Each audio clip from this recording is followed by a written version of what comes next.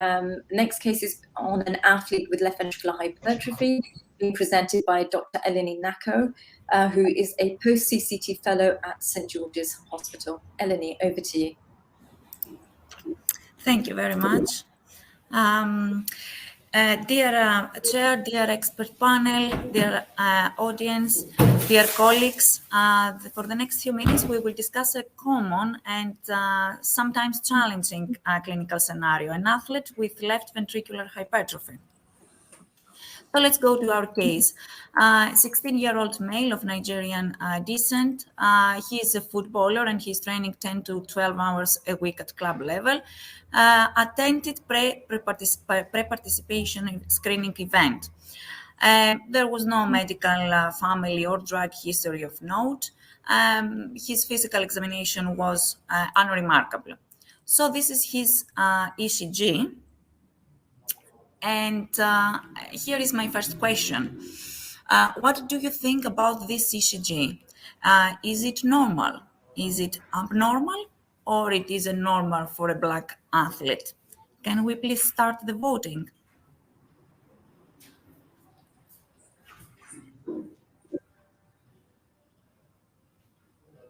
I'm hoping that everyone gets this one correct. I think we should give the audience no more than 10 seconds. Yes, thank you. I think, let's see the results. 100% have voted abnormal. Correct. This is the correct answer. So it is an abnormal. Let's go through this ECG in detail. So there is sinus rhythm, heart rate of 61. What is of note is there are T-wave inversions in anterior leads V1 to V4. There are also T-wave inversions in lateral V5, V6, and inferior leads. And why this is abnormal? We know that a major determinant of T-wave inversions in athletes is the Black ethnicity. And the presence of T-wave inversion in Black athletes is 22.8% versus 3.7% in white athletes. And predominantly, these T-wave inversions are confined to anterior leads, V1 to V4. The presence of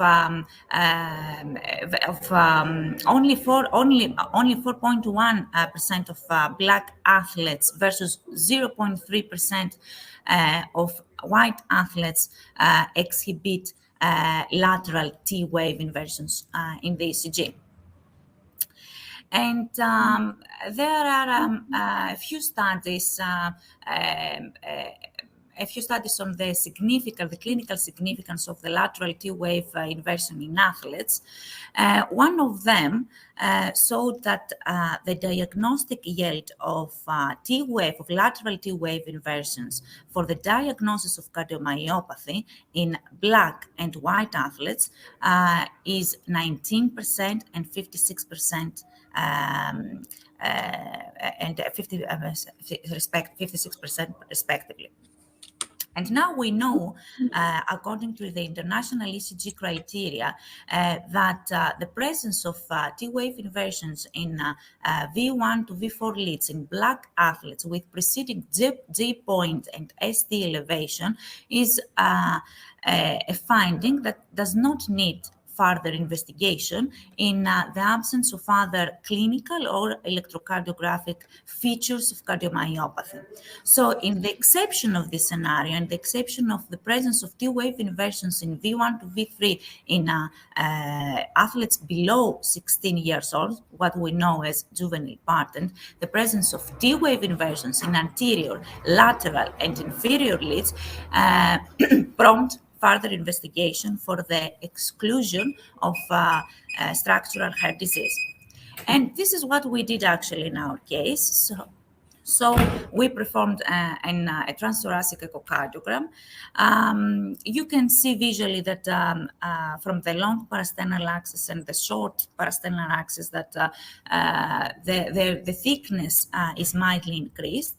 And there is the left ventricular systolic function is normal. The same in the four-chamber view. Now, we measured the wall thickness in the septum and posterior wall. So from parasternal long axis view, we got 13.6 millimeter at septum. In parasternal short axis view, we got a little bit lower, 12 millimeter. The posterior wall was measured at 13 millimeter, 13.2 millimeter, and the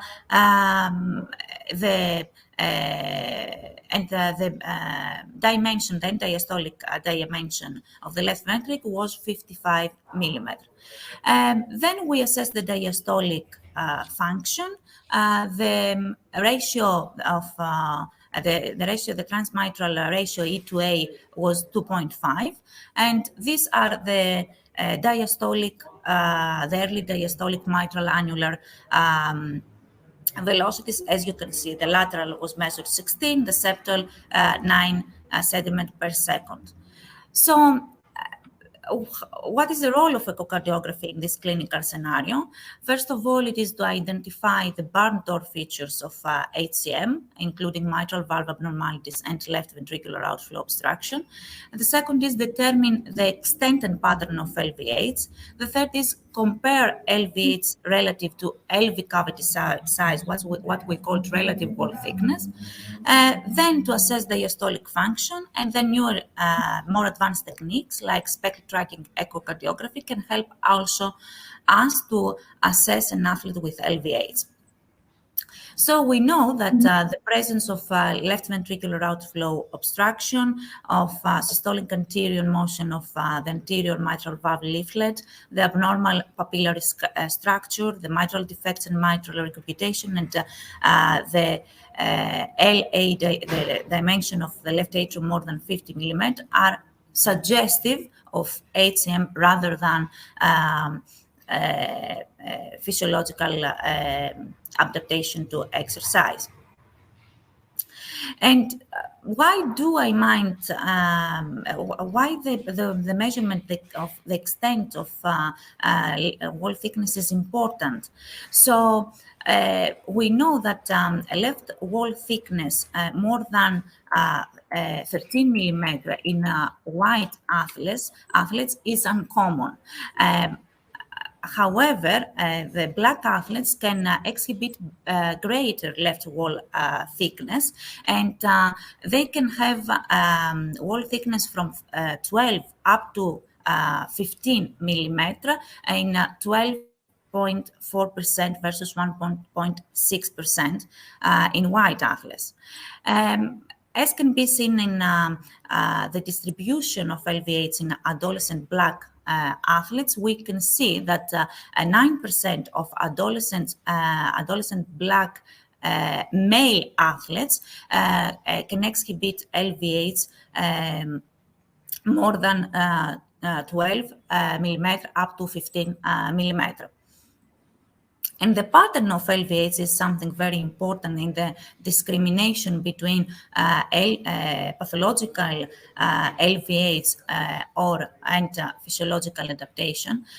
So we now know that the asymmetric pattern of LVH is more suggestive of HCM rather than physiological athletic heart, athletic LVH. In our case, the relative wall thickness was calculated at 0.48, and we know that relative wall thickness more than 0.42 is suggestive of pathology. Is suggestive of pathology. Diastolic function, indexes of diastolic function is another parameter that can help us in differentiating pathological from physiological LVH. So if these indexes are abnormal, and these include decreased early transmitral flow velocity, increased late transmitral flow velocity, E to A ratio equal or below to 1, the increased acceleration time, early diastolic mitral annular mitral annular tissue velocity equal or below 9, and the ratio of early transmitral flow velocity to early diastolic mitral annular tissue velocity more equal or more than 12 are abnormal. All these are abnormal and are suggestive of HCM. However, we should keep in mind that these parameters have high specificity and low sensitivity. Then I have another parameter on my hand that could help us. These are the indexes of systolic function. Increased ejection fraction, systolic tissue velocity of the mitral annulus below 9 centimeters per second, and or low longitudinal global longitudinal strain are, or even attenuated systolic and diastolic velocities derived from spectral tracking echocardiography are also in favor of pathological LVH rather than physiological LVH in athletes. And we know that now that GLS below minus 16% raises the suspicions of myocardial disease, while GLS below minus 12% is clearly abnormal. So let's see in our case, the global, the GLS, the global longitudinal strain was calculated minus 15.7%. So let's see, let's summarize our echocardiographic findings in our case. So, do we have barn door features of HCM? No. What is the pattern of LVH? It was symmetric, so it sounds normal. What about the relative wall thickness? It is 0.48. That means that it is abnormal. However, given that black athletes can exhibit greater LVH, could this be normal for a black athlete? What about the diastolic function in this case? It's normal. However, as we said, this parameter has high specificity but very low sensitivity. GLS was borderline normal, and the LVH was 13 to 14 millimeters, which for the ethnicity is borderline normal. Then we performed a cardiopulmonary exercise test. So the athlete exercised for 10 minutes and 32 seconds. The respiratory, the RER ratio, the respiratory ratio was 1.11. The maximum heart rate was 164 beats per minute, 80% of the predicted. The workload was 265 watts. He was asymptomatic, no arrhythmias detected. He had good blood response to exercise. The maximum oxygen consumption was 44.7 ml per minute per kilos. That is 94% of the predicted. The anaerobic threshold was at 44% of predicted PVO2, and the slope VE to VCO2 was 23.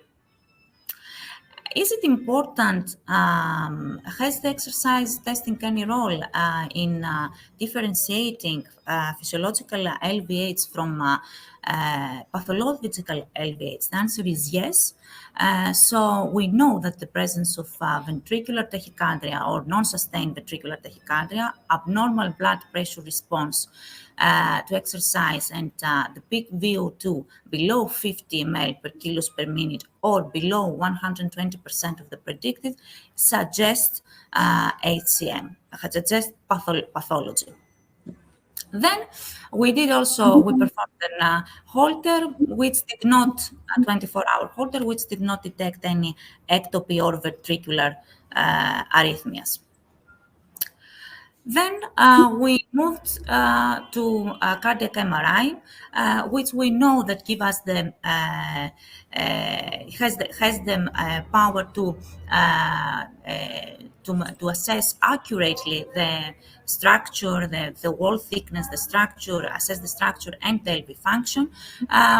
It can also assess the presence of edema or the perfusion, the presence of fibrosis with the late gadolinium enhancement sequences, and can also assess the origins of the coronary arteries. With the new techniques, we can also the parametric mapping, T1 and T2 mapping. We can also assess the presence of interstitial fibrosis and the presence of diffuse edema, respectively. So, how this can help me in this scenario? So we know that HCM patients have higher native T1 values at the regions of hypertrophy compared to athletes. And cardiac MRI can go further and can assess other features like clefts, trabeculations, papillary muscle architecture. And here is an example of an athlete with prominent left ventricular trabeculations. But as you can see at the bottom, in the late gadolinium enhancement sequences, there is no evidence of fibrosis.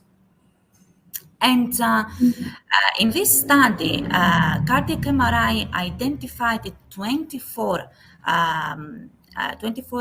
athletes with cardiomyopathy who presented with pathological T-wave inversions and initially were labeled as normal by echo, or the echocardiogram was suspicious but not diagnostic for a disease. So that means that cardiac MRI must be considered routine in athletes who present with pathological T-wave inversions and normal echocardiography. Let's go back to our case. So we can see that you can see the cardiac MRI scene sequences of these patients, of this athlete. So he had mildly dilated ventricles. The maximum wall thickness was measured 14 millimeters at basal septum by MRI. Just to remember you, by echo, it was between 12 and 13.6 in the septum. There was no evidence of fibrosis in the late gadolinium enhancement in our case. And now is my next question. So what is your diagnosis? What is the diagnosis here? Is it an athlete's heart? Is it a morphologically mild or an incomplete expression of HCM? Or we have to do with stresses of cardiac load associated with exercise-exposed the concealed HCM phenotype? I think that we can start voting, please.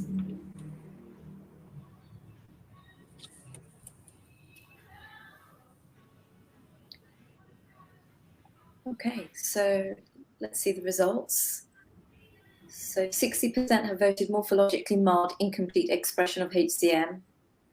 And we've got 33%. Oh, it's going up. People are thinking about the second stem.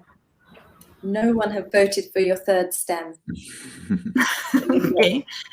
Okay, so I don't have answer for this question, and I would like to open the discussion now and ask your opinion, the chairs and the panel's opinion. What do you think that it is? Your thoughts on that? Can we start with Professor Pilica again?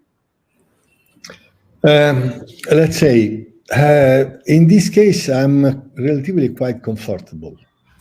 We have not the typical feature of hypertrophic cardiomyopathy because we don't have asymmetrical hypertrophy. We do have normal or a large left ventricular cavity, normal systolic and diastolic function, normal tissue Doppler, normal strain, almost normal strain, which are unlikely to be normal in even a very mild or incomplete expression of hypertrophic cardiomyopathy. Well, then I apologize. I forgot the EKG. What about the EKG? It was normal or not? Sorry, I didn't hear you. The EKG had infralateral T-wave inversion. Okay. Yes. Okay. So exactly. I think this is just what we call the gray zone.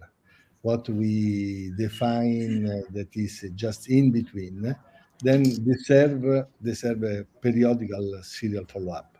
Even in the case of, let's say, we will reach the agreement about an incomplete expression of hypertrophic cardiomyopathy, well, this should be one of these hypertrophic cardiomyopathy that we consider very low risk, very low risk. That means that these individuals, if they are not undergoing EKG or other testing, they will live a normal life until the end, and maybe will die for another reason.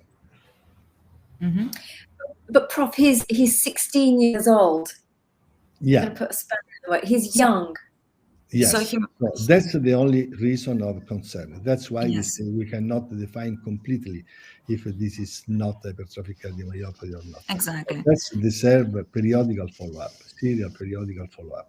What about the family? You mentioned something about EKG and ECMO in the families, in the relatives or not? Because I missed this information.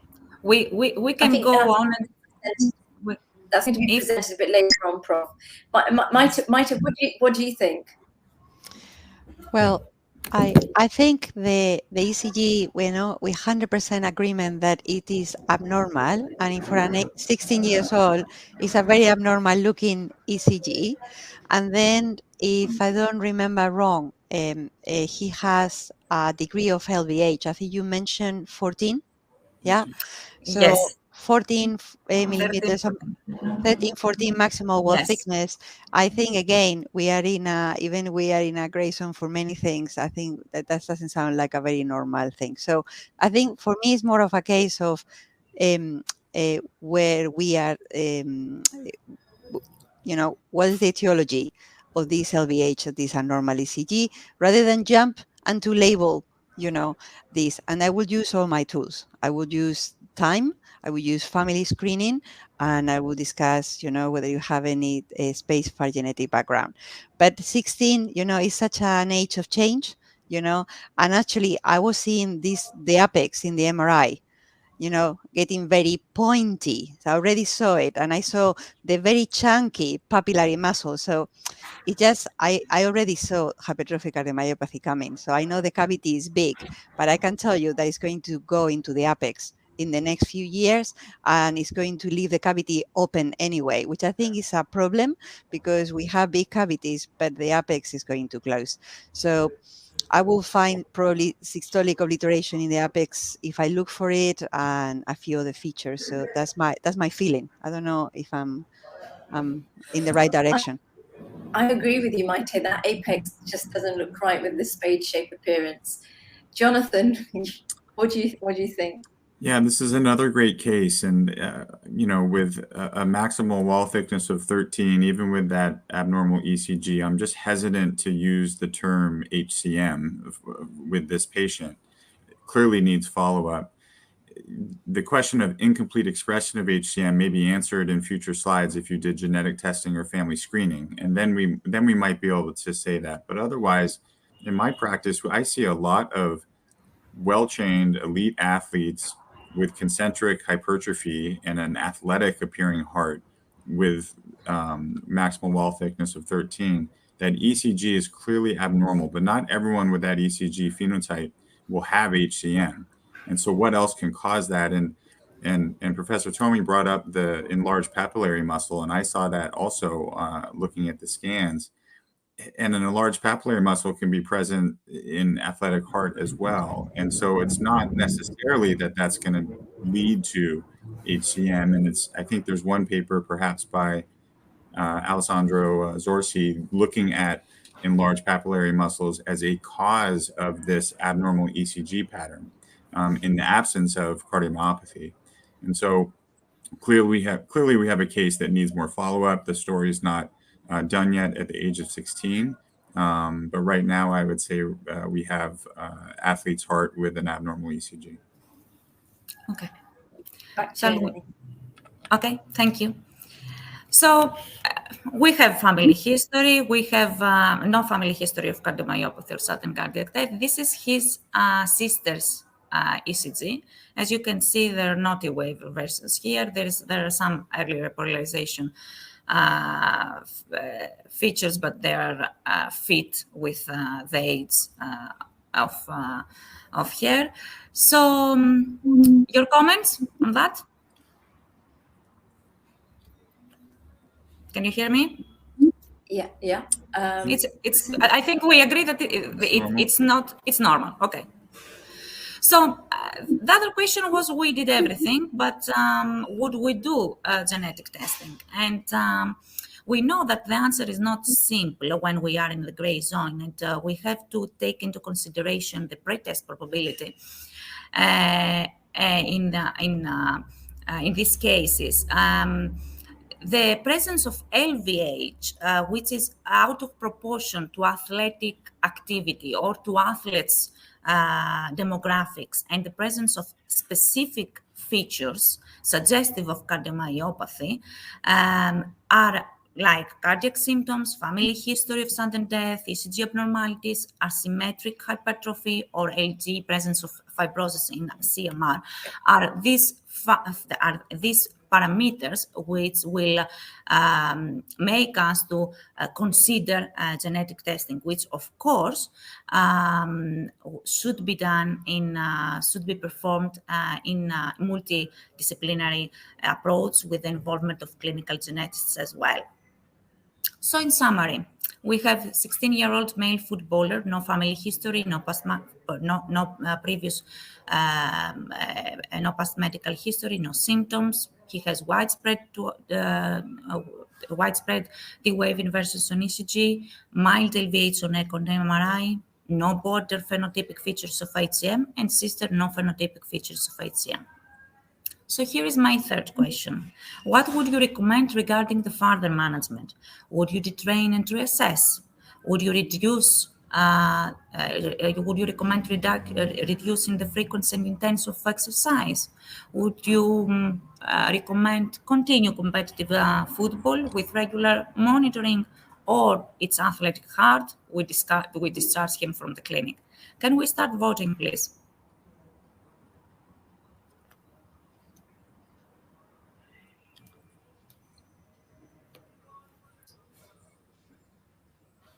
People are still voting.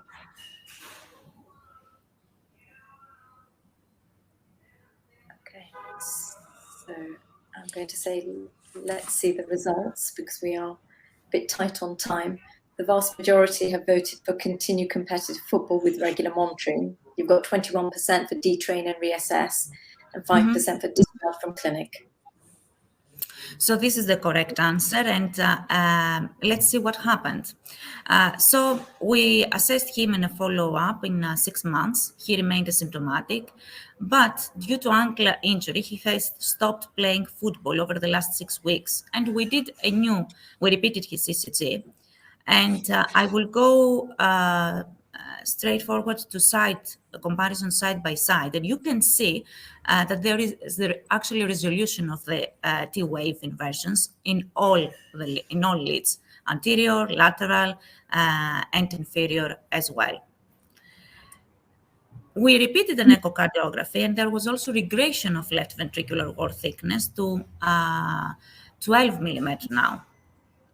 So what is the role of detraining in differentiating physiological LVH from pathological LVH? So detrain for 2 to 3 months. If after detrain for 2 to 3 months there is no regression of LVH, then this is a pathological LVH.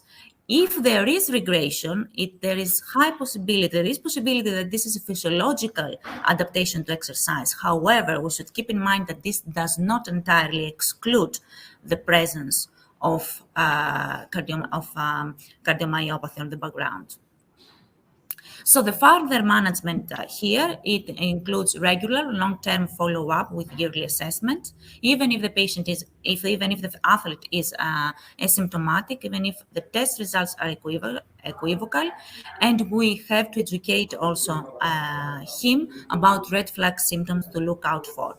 So just to summarize, there is often common to the scenario of gray zone of athlete with LVH in gray zone, and we have indicators